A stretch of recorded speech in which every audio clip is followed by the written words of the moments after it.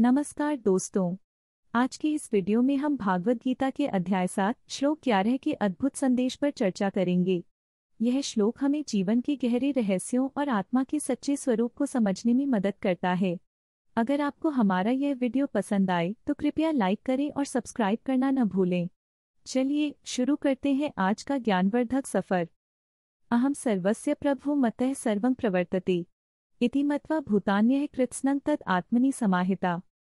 मैं सभी प्राणियों का मूल स्रोत हूँ, मुझसे ही सब कुछ उत्पन्न होता है। ऐसा जानकर जो व्यक्ति संपूर्ण प्राणियों को आत्मा में समाहित समझता है वह सच्चे रूप से ज्ञानी है। इस श्लोक में भगवान श्री कृष्ण यह बताते हैं कि वे सभी प्राणियों का आधार और स्रोत हैं। जब हम यह समझ लेते हैं कि सभी जीव एक ही आत्मा के अंश हैं, तो हम न केवल अपने भीतर की शक्ति को पहचानते हैं बल्कि दूसरों के साथ भी एकता का अनुभव करते हैं। यह एकता हमें प्रेम और करुणा से भर देती है। जैसे एक पेड़ की जड़ें उसके सभी पत्तों और शाखाओं को पोषण देती हैं, उसी प्रकार भगवान सभी जीवों को जीवन प्रदान करते हैं।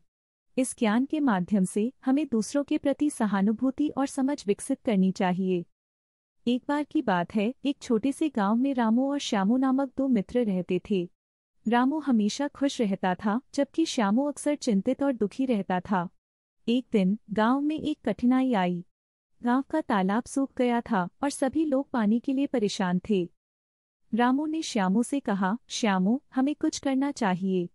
हमें मिलकर तालाब की मरम्मत करनी चाहिए। श्यामू ने जवाब दिया, लेकिन रामू, हमारे पास समय नहीं है। हर कोई अपने अपने काम में व्यस्त है। रामू ने मुस्कुराते हुए कहा, याद करो, भगवान ने कहा है कि वे सभी प्राणियों का स्रोत हैं।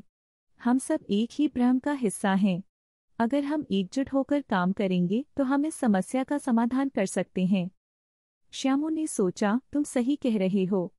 हम सबको मिलकर प्रयास करना चाहिए। दोनों मित्रों ने गांव के लोगों को एकत्रित किया और सबको तालाब की मरम्मत के लिए प्रेरित किया।